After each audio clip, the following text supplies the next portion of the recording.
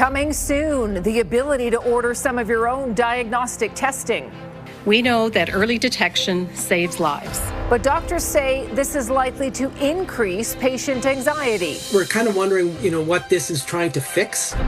Plus, blanket rezoning is gone, but the housing debate isn't over. We need a timeline, we need a compromise, and we need it now. How long will a new plan take, and how will it be different?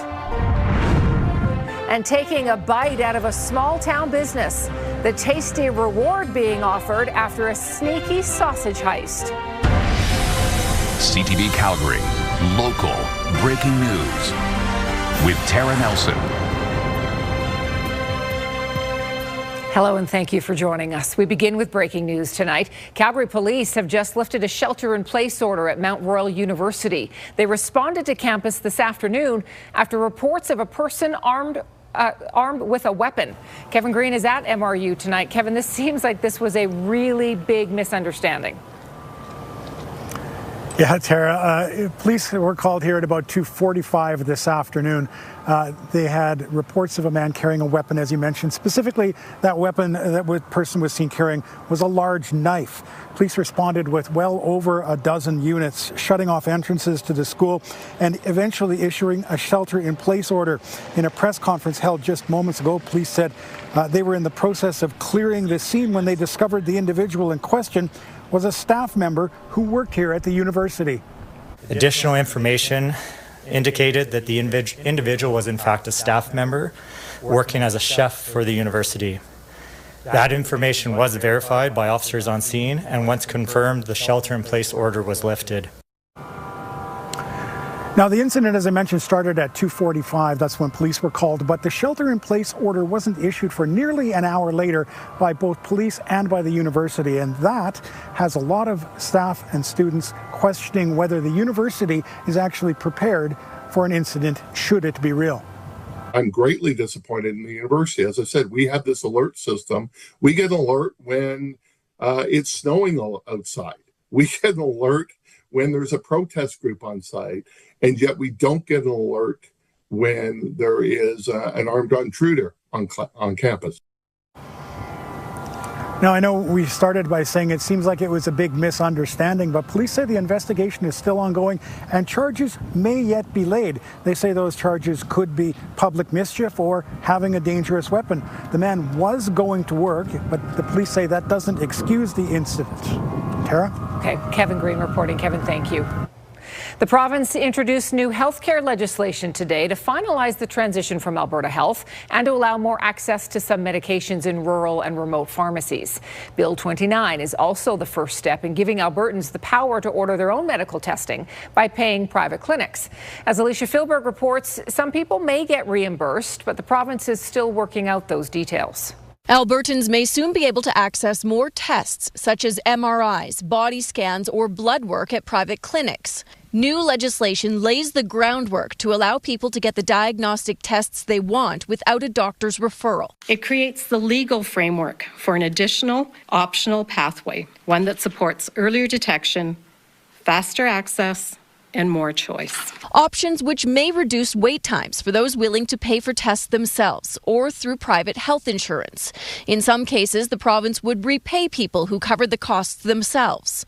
The moves were announced last year, but residents will have to wait until this fall for more details about which tests would be eligible for reimbursement. We are going to determine and lay out the definition of if you were to find something that is life-altering. You can already pay to jump the line for some tests in Alberta, but you need a referral.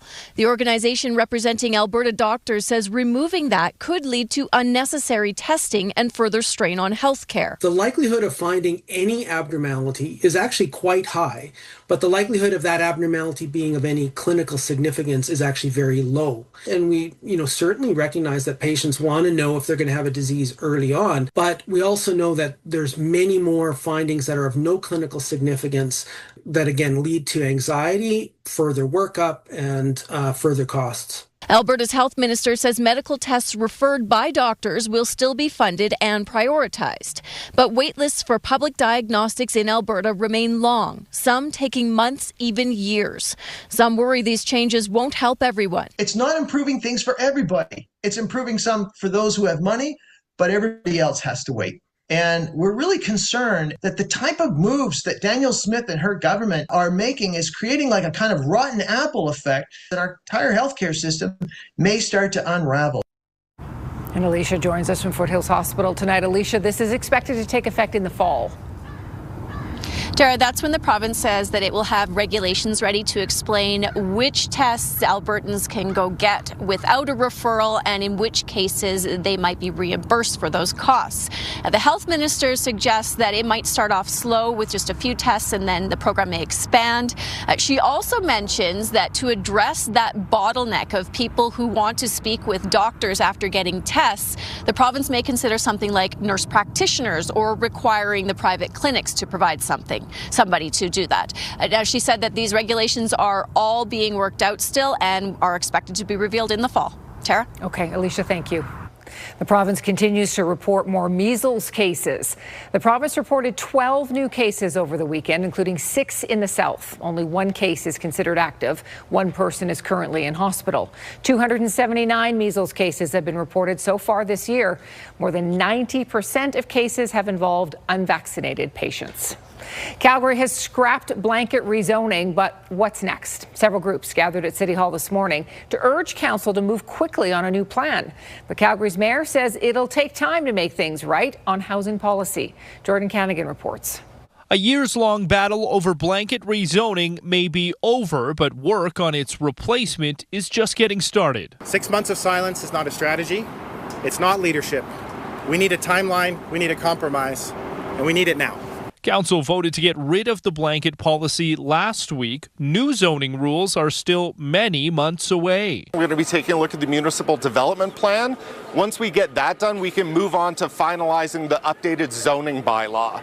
That's likely the place where you're going to see more of these changes occurring, which means we basically have about 12 months to 18 months. The mayor says they're committed to a new plan to deliver on more types of affordable housing, such as townhomes and row homes, but they're not going to rush it. And for us as a council, we're stepping up to the plate with a local area plan process, as well as much greater land and capital being made for those not-for-profit providers to be able to deliver housing that is actually affordable rather than just, say, at that $1 million price point for developers. Advocates say a lack of affordable housing is the biggest issue they're facing. Students are searching for that supply and having trouble finding it. Students are couch surfing, they're living in unsafe conditions, they're packing into accommodations. We see it all the time.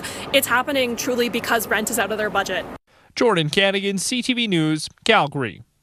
So part of council's work will be to explore more local area plans. Those are policies to guide development, and they establish different rules for different areas. Creating new ones takes about 3 years. Construction began today on a new residential tower in the East Village. It will be a 14-story mixed-use tower called Vibe. There will be more than 200 rental units. It's the second of 5 developments in the neighborhood set to begin this year. The building is expected to open in early 2028. Calgary police say a person is in life-threatening condition after being run over on 16th Avenue. Police say the victim was lying on the road in the Beltline when it happened just before 9 o'clock last night. The driver didn't see the person and called police immediately. There's no word yet on what led to the collision. Police are investigating a shooting in northeast Calgary. It happened early Sunday morning in a parking lot at Ace Casino. Police say the suspects were gone when they got there, and they believe it was a targeted shooting. The victim was driven to Peter Lougheed Hospital. An Ontario man has pleaded guilty after an immigration investigation into Banff area hotels. Kevin Keelty pleaded guilty to 2 counts of unauthorized employment of foreign nationals. He has been fined $70,000. He's now on 2 years probation and must serve 50 hours of community service. Police say a group of foreign nationals traveled from Ontario to Alberta to work illegally in Banff. The work was coordinated by an employment agency called One Team. Investigators also identified an additional 90 foreign nationals from Mexico working illegally in 4 resort hotels in the Banff and Jasper area. In 2023, Keelty also pleaded guilty to employment-related offences in Ontario. You're watching CTV News, Calgary. Calgary's efforts to repair the Bears Paw water feeder main have hit another snag. The city says the robotic pipe diver that was sent in to inspect the feeder main stopped moving. Workers tried to get it going again, but those efforts failed. Now crews will try to retrieve it this week. The city says this won't affect its ability to supply water for Calgarians, and it will look at other ways to inspect the pipe in the future. Well, we got well into the teens today. Danielle joins us now. We're just going to melt that snow bit by bit. Bit by bit. And you know what? It was warm today. It was sunny. The winds were calm. But in the last hour and a half, it got a little interesting. Look at this cell that tracked through parts of Calgary, through parts of the south end, and now it's south of Strathmore and tracking off to the east. Non-severe thunderstorm, but certainly packing a punch with regards to a quick dump of rain and some lightning associated with this as well. But in many cases, it's blue sky still. 14 degrees is that temperature out there. When we look at the next 24 hours, it's a nice day once again tomorrow. Temperatures pretty similar, 5 degrees at 8 a.m., 13 in the afternoon. The winds will pick up to 50 kilometers per hour. Tomorrow, though, a little less sunshine than what we had today. And then snow's in the forecast. I'll talk about that coming up. Thank you, Danielle. Just ahead on CTV News at 6, wrestling household debt. Albertans are finding it harder and harder to plan for the future as they struggle with the day-to-day costs. And why can't we stop using social media when we don't really like it? A new poll shows more than half of Canadians think it's harmful, but they're still logging in.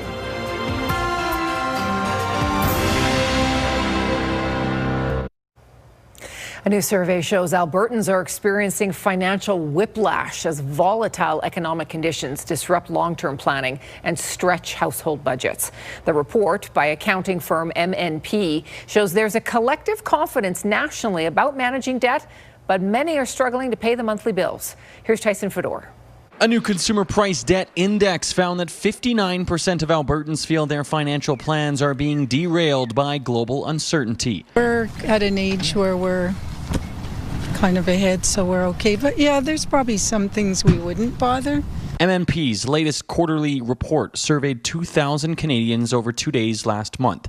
It found a quarter do not earn enough to cover their bills and current debt. We're looking at about 42% of Albertans, within $200 of not being able to meet their financial obligations. One debt expert says many are facing the pinch financially and pushed to make decisions on what is more important for their families. There's two sides to an equation when it comes to debt, right? You can either bump up your income and or drop your expenses. When we're feeling money stress, we feel stupid, and worse, we go into, embarrassment and shame. The report also finds that more than 3/4 of Albertans are feeling the strain of high groceries and gas prices, while the majority of people are cautious about taking on more debt. We didn't expect to see a whole lot of change in the 2026 year. Whether or not all of the changes that are happening in the economy right now are going to change in such a manner that it gets better, I guess is yet to be seen. And for some Calgarians, they are having to make financial cuts in real time while out shopping for groceries. Like right now, I just spend about half an hour trying to check my account, move money left and right so that I can be able to afford what I have to remove some of the stuff and leave behind, because the money that I budgeted to buy what I wanted to buy, I didn't have enough. Tyson Fedor, CTV News, Calgary. The survey's margin of error is plus or minus 2.7 percentage points 19 times out of 20. A big day for Mark Carney as Canadians go to the polls in 3 federal by-elections, 2 in Toronto and 1 in Quebec.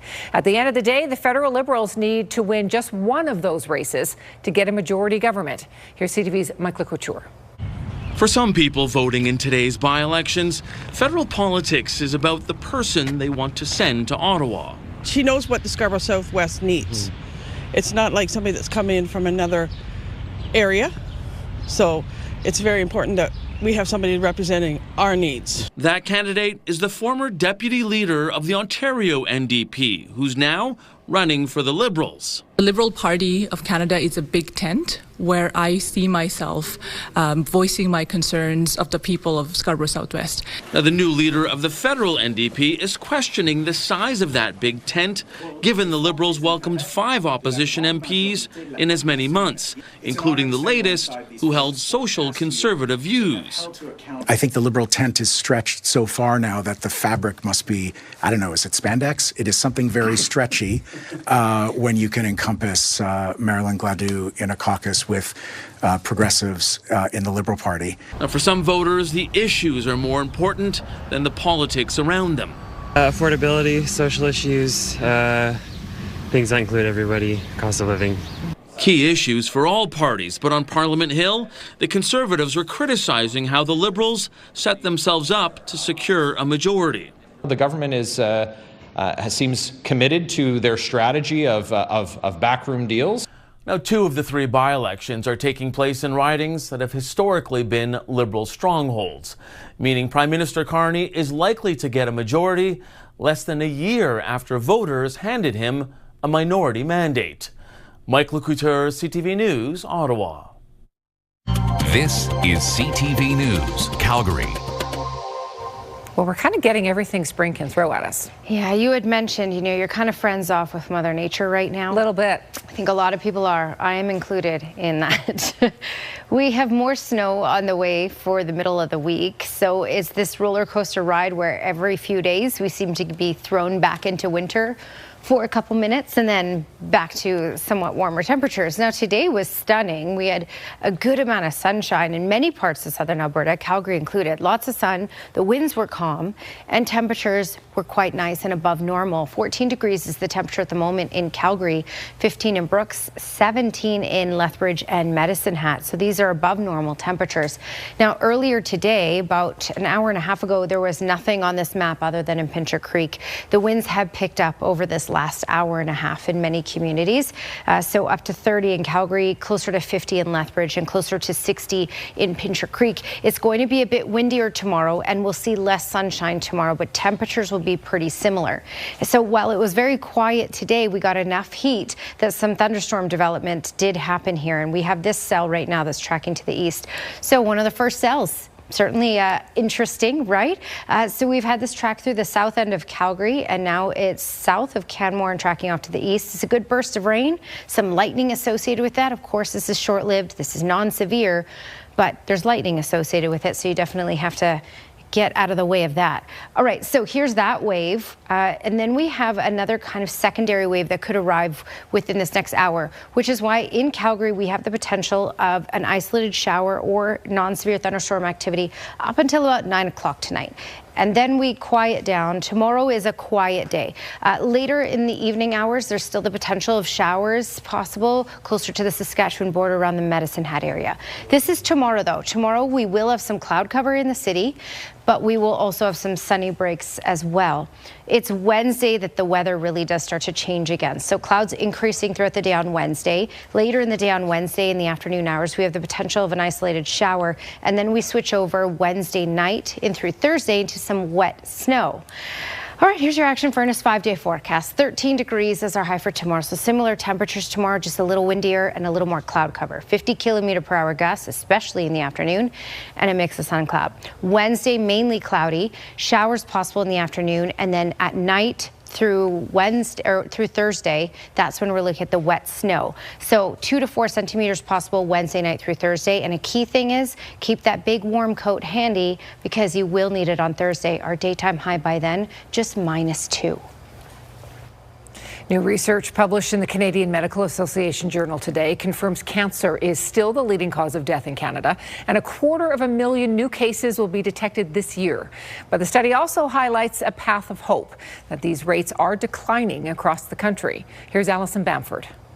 Thousands of patients step foot inside the Saskatoon Cancer Centre every year, including those who are seeking treatment for the very first time. A new study estimates there will be more than 250,000 new cancer diagnoses and nearly 90,000 cancer-related deaths in Canada this year, while a staggering 42% of Canadians are expected to be diagnosed with the disease at some point in their life. Still, there's hope in the numbers. Incidence and mortality rates are declining in most cancers, including leukemia, colorectal, bladder, and lung cancer, although it still remains the most prevalent type. We're seeing, the advancements in prevention, early detection, and treatments really having an impact for people across Canada. This month, Saskatchewan made the move to help reduce the wait times for breast cancer screenings, adding to its fleet of mobile mammogram units that serve remote communities. Despite the progress in many areas, the study shows rates of some cancers are rising, including cervical, head, and neck, linked to HPV. Experts say improving vaccination rates could help stop these types of cancers before they start. Alison Bamford, CTV News, Saskatoon. A new poll shows Canadians might not be happy with some social media apps, but they're still using them. The Angus Reid poll found at least half of respondents used apps like Instagram, YouTube, and Facebook multiple times a week, but a majority also found social media was negatively affecting them personally. The most favorable apps were YouTube, Instagram, and Facebook, while people were most negative about X, TikTok, and Snapchat. Some university students we spoke to say they couldn't cut social media entirely. In our current generation, everything's like technology now. Everything that we do goes around social media. It is like addictive, I guess, especially like during exam season when you're just like want to get your mind off of things and exams, you just go through Instagram and scroll and everything. Okay, so why do people stay on the apps then? They say it helps them stay connected with family and friends, find entertainment, and access news. The top drawbacks include misinformation, addiction, and mental health issues. Just ahead, America begins a blockade of Iranian ports. It's all part of Donald Trump's effort to force Tehran to open the Strait of Hormuz and end a war that has raged for more than 6 weeks. And later, a big get for CTV and Crave, now the new home for SNL. Mounting international concern over the impact of the American military blockade of the Strait of Hormuz. It took effect today and stretches all the way down Iran's coastline, with access in and out of Iranian ports restricted. CTV's Annie Bergeron-Oliver has the latest on the ongoing threats and this new phase of the war. Oil prices surged Monday above $100 a barrel as U.S. Navy ships began blocking the Strait of Hormuz, stopping all vessels from entering or exiting Iranian ports. We can't let a country blackmail or extort the world, because that's what they're doing. Since the war began, Iran has heavily restricted access to the Strait of Hormuz, a key waterway through which 20% of traded oil normally passes. President Donald Trump says the U.S. doesn't need the strait and that his latest move in the region will get Iran back to the negotiating table after talks broke down this weekend over Iran's refusal to end its nuclear program. Iran will not have a nuclear weapon.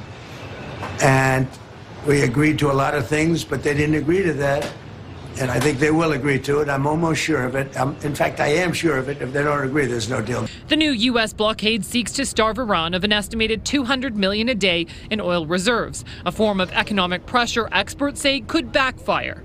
Iran has threatened to strike any vessel that it believes is violating the 2-week ceasefire. Absolutely, we're escalating the conflict. And that is really the intent, escalation. But to what point? Experts say the blockade likely goes against international law, and several U.S. allies, including Spain, France, Turkey, and the UK, have criticized Trump's move. My guide from the start of this conflict has always been our national interest. That's why we stayed out of the war and why we continue to stay out of the war. Economists say Canadians can expect to see higher inflation over the coming months, even if this fight over the strait is somehow solved within days. Annie Bergeron-Oliver, CTV News, Ottawa. Meanwhile, in Lebanon, cross-border fire continues between Israel and Hezbollah. The Israeli army is pushing ahead with an air and ground offensive in the southern part of the country. Israel and the United States have said the Israeli campaign against Hezbollah was not part of the U.S.-Iran ceasefire deal. Tehran insists it is. Pope Leo is responding to criticism from Donald Trump. The pontiff has been a vocal critic of the war in Iran. I do not look at my role as being politician. I don't want to get into a debate with him. I don't think that the message of the gospel is meant to be abused in the way that some people are doing.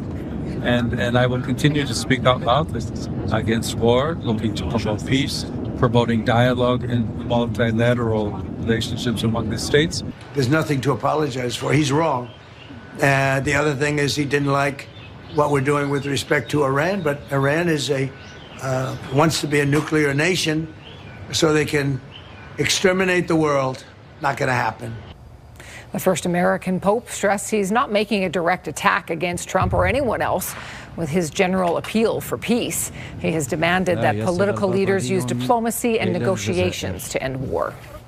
Still to come, a brazen break-in at a sausage store. The thieves may not be on the run for long, though. The whole town's on the lookout because the reward is so good.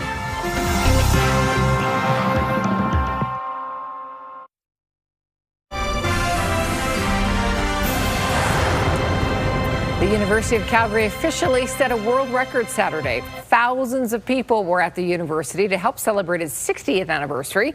And as part of those celebrations, the university was looking to set a world record for the largest gathering of people dressed as dinosaurs. The old record was 468, set last year in Palm Beach, Florida. With Guinness officials on hand, the U of C smashed that. 682 people wearing costumes of their favorite prehistoric creature. A small-town business owner is offering up a savory reward to help catch the people who broke into his store. CTV's Evan Kenny has more from Alberta's sausage capital.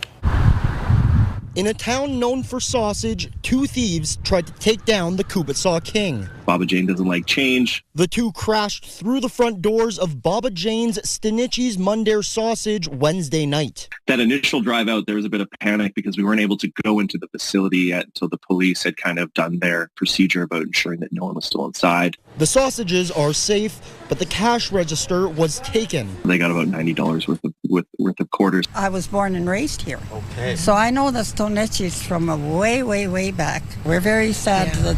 And they are very generous to the community. Now Stinichi's is asking for the community's help, hoping someone can help link the thieves to the crime. If there's any information that results in the perpetrators, the weenies as I call them, being arrested, then that individual is entitled to 100 rings of locally made Ukrainian Mundare sausage. It's a case loyal customers in Alberta's sausage capital are ready to take a bite of. Have you guys heard of the reward that's been put out? Oh, yes, we did. What are you guys' thoughts on that as a reward? Pretty good one, eh? Oh, that's a good one. That's cute. That's really funny. That'd be worth finding them. Nobody makes it like they do. Nobody. And if they say they do, they're lying. Stinichi's wants the thieves found so they don't return to the store or any other businesses in the area. Evan Kenny, CTV News, Mundare. They're not getting out of town with that money. No. Oh, no, right? That's the best 100 sausage. rings of sausages on the line. Oh, yeah. Forget it. But I mean, Forget right it. in time for barbecue season. Yeah. All right, well, reuniting with our pets is always sweet when you've been away. Now imagine the reunion if you'd been to the moon. Oh.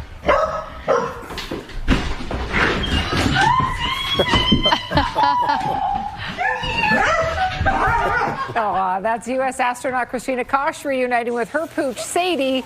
She shared these videos on Instagram and says she's still pretty sure she was the happier one in this reunion. She says Sadie taught her everything she needs to know about being an emotional support animal. Sadie probably saw her on TV, too, when they were doing some of the things, right? Yeah. Mom's far, but she's coming home. Yeah. Well, if you've ever had a nightmare where you're falling and falling, have you ever had a nightmare like that? Yeah. This guy turned it into reality. Well, that's awful. Why? Oh, my goodness. So this guy rides his bike right over the side of a cliff, sends himself into a free fall, and then, of course, he's got the parachute to deploy, and he's got the slow drift back to the ground. He wrecked his bike, though. He dropped the bike when he went over. I'm not sure if that was worth it. Good thing it opened up. Oh, boy. That makes me uncomfortable. I know. Yikes. Yikes. Hannah RCMP responded to a trespassing call recently. The store was trying to close and the trespasser just wouldn't leave. It turns out the trespasser was a beaver. RCMP estimates about 2 feet tall, 40 pounds if you've seen him. Surveillance video shows it triggered the automatic door, so that got it inside, but then the door closed and it couldn't get out. It just wandered around the store. Showed a lot of interest in piles of firewood, as you might imagine, but RCMP say a little coaxing, and they were able to get it back outside again. Maybe he stole the sausage. Maybe, thief, right? maybe, That's right. yeah. Exactly, yeah. Well, there is new uncertainty in the Middle East. The price of oil moved up. Stocks were higher, too. We have those details coming up in our business report.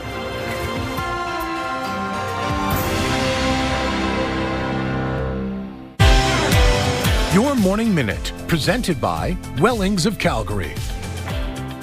Wellings of Calgary is a 55-plus independent active living community, and that's where I am today, where you can experience it for yourself at their open house this Saturday from 1 to 4 p.m. And I'm joined by General Manager Mark now to tell us more about how you really support a vibrant lifestyle here.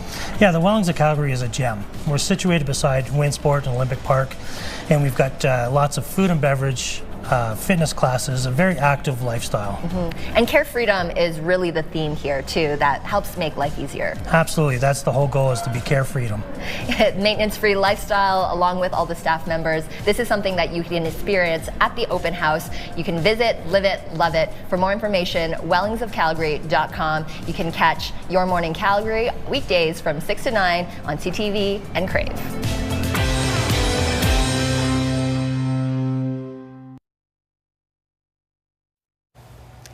Here's your Skywatch weather camera, and in some parts of the city you're seeing a bit of clear sky. Definitely some cloud cover has rolled in, and looking this way south you can see that storm cloud in the distance. So it's been really interesting last couple of hours. The whole day was calm though. We had sunshine, we had warmth. 14 degrees was our high. It's still at 14 right now. 11 is normal. We're above normal. We will not be above normal. In fact, we'll be below freezing later this week. So we have thunderstorm activity happening. Today is very warm and spring-like, and we got the thunderstorm activity, and then we're going to go in a couple of days to be wet snow again. All right, so this is the one that we're talking about here. This tracked through the south end of Calgary, closer to Okotoks as well. And now it's starting to weaken as it tracks off to the east. So it will clip Bison for sure, but by that point it may not have any lightning associated with it. Earlier though, it did have lightning, it still does, and it had some pea-sized hail. There were reports of that. So it's that kind of day. All right. For the evening hours in Calgary, a lot of that activity has died out. So we are looking at a very small chance of any sort of pop-up shower, but still a little windy at times for the next couple of hours. Quieting down overnight, 5 degrees at 8 a.m. A good amount of cloud cover for tomorrow. We will have sunny breaks, but we'll have more cloud cover tomorrow in comparison to today. Getting up to a high of 13 degrees, and the winds will pick up to 50 kilometers per hour at times in the afternoon. That's your 24-hour forecast. Brought to you by Action Furnace. Fixed right or it's free. Taking a look around for tomorrow, Golden and Fernie getting some showers, Salmon Arm as well. And Rocky Mountain House will likely see some of that mixed precipitation. Edmonton, couple raindrops. For us in Calgary and really all down QE2 and Highway 2, there is the potential of a late day shower, but that is smaller chance for tomorrow. It's a greater chance by the time we get into Wednesday. It'll be a little gusty. Lethbridge, Medicine Hat, Pincher Creek, 60 kilometer per hour gusts. And looking at that 10-day trend, yes, warm temperatures to come, especially for the weekend and all of next week. And we still have warm temperatures for tomorrow, but by Thursday we dip to -2, Tara. Thank you, Danielle. Let's return to our top story now. A shelter in place has been lifted at MRU after reports of a person with a weapon on campus. More than a dozen police units responded to the school around 2:45 p.m. after reports of a person holding a knife. Entrances were closed off and a shelter in place was ordered. Police would eventually determine that suspect was a staff member working as a chef. Despite the misunderstanding, police say they still treated the situation as a threat. We take these threats very seriously. People need to use common sense when they're carrying a weapon into a public area. Obviously, a knife, even used for culinary purposes, is still a weapon, so people need to be aware of that. Police say they are still investigating. They could still lay charges of public mischief or having a dangerous weapon. Most southern Alberta farmers will look to seed within the next couple of weeks. While the start of the growing season comes with promise, it also comes with challenges. Recent weather has thrown a wrench into many plans. Snow and rain have left fields too wet to seed. More precipitation later in the week could cause even further delays. While the extra moisture might push seeding back, it is also badly needed.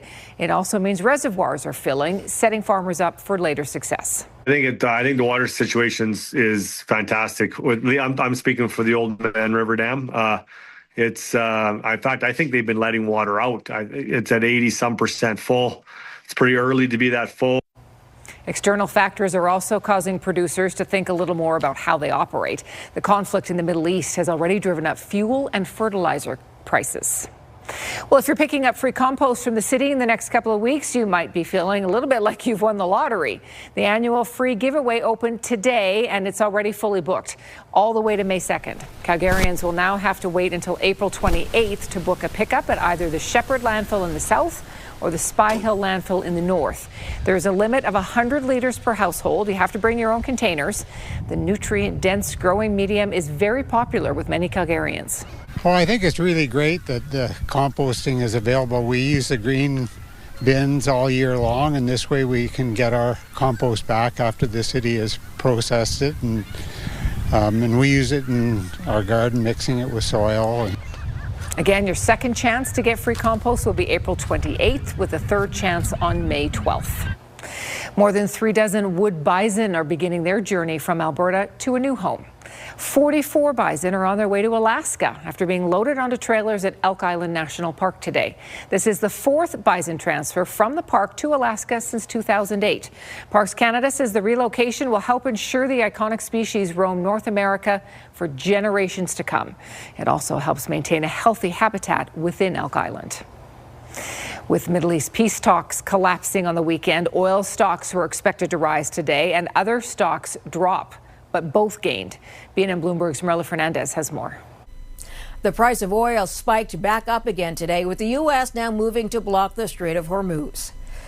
West Texas Intermediate shot up to $103 a barrel this morning before settling back to under $98 by the end of the trading day. Traffic through the key shipping route has dramatically slowed down after Donald Trump threatened to eliminate Iranian ships that come close to the U.S. blockade. Here are the closing numbers for the day. The Canadian dollar is up to 72.53. West Texas Intermediate is up to 97.84. Western Canadian Select is down to 72.40. And the TSX gained 183 points today. Those are your business headlines. I'm Marilla Fernandez. One of the most iconic programs in television history has a new home in Canada, exclusively right here on CTV and Crave. Bottom line, all of you should be thanking us. We took out a horrendous, horrible leader who was oppressing his own people. But don't get any ideas. And live from New York, it's Saturday Night! Saturday Night Live's 52nd season will be available on CTV and Crave this fall. The show, created by and produced to this day by Canadian Lorne Michaels, has set the standard for sketch comedy for over 5 decades. A local golf pro is taking a new job. Tiffany Gordon will soon be leaving her club to take a job at the PGA of Canada. Glenn has that story for us next.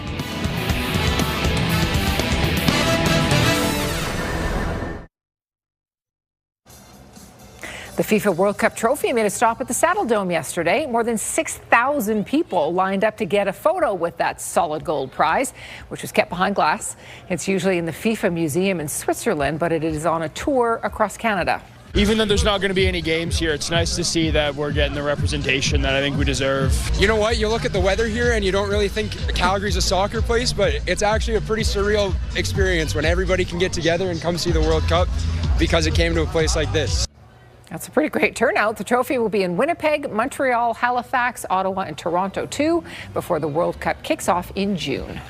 The Calgary Hitmen are back home for Game 3 of their playoff series. Glenn is here with us. The Hitmen trail the Medicine Hat Tigers 2-0. Tara, the first 2 games were close, but the Tigers won each by just a goal. So This is a very important game for the Hitmen tonight. If they want to get back into this series, this has been a very close series. Game 1 went to overtime on Friday night. Bryce Pickford scored the game winner, giving the Tigers a 3-2 victory. Game 2, the Hitmen jumped out to a 3-1 lead over the Tigers. Ethan Moore scores here in the first period, and that makes it a 3-1 game. But the Tigers battle back in this one. Second period, they're down 3-2. Jonas Wu will beat Eric 2 to tie the game in 3 apiece. And then the Tigers complete the comeback in the third period. Schaefer Gordon Carroll gets it over to Josh Van Mulligan. He beats 2 with the game winner. Tigers with a 2-0 series lead. Game 3 gets underway in just a few minutes' time at the Scotiabank Saddledome. April 29th is going to be a big day for a golf professional in the city.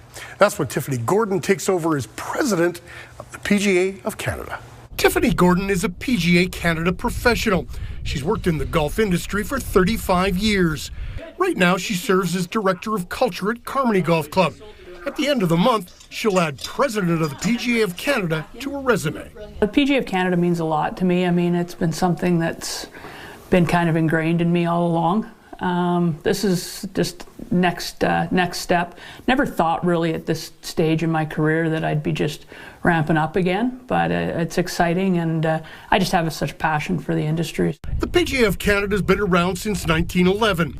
On April 29th, history will be made. Gordon will become the first woman to serve as the organization's president. It's a role she's ready for. It's a journey. I'm having a blast, but I'm learning so much.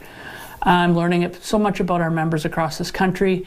I'm getting to meet just some amazing people, and just the mentorship that takes place in our association is so strong, and to see where we're going right now is just fantastic. Bryce Halverson is the head professional at Carmody. He says Gordon definitely deserves this. And a great ambassador for the game of golf. As you've seen, so much has been put into women getting into the game of golf. And Tiffany's been an extremely important ambassador for ladies golf, not only obviously at Carmody, but also, you know, throughout Canada and Alberta. So we couldn't be more proud of her, and I think she'll do an excellent job. Gordon says she wouldn't be able to do this without the support of the golf club. And even though she's soon to be the president of the PGA of Canada, she'll still be working at Carmody and helping shape the future of the golf club. We've been planning, right? And the support that the membership and the board and this club has had for me is unbelievable, which has allowed me that, you know, that opportunity to really, you know, pursue a passion and a goal that I've always wanted.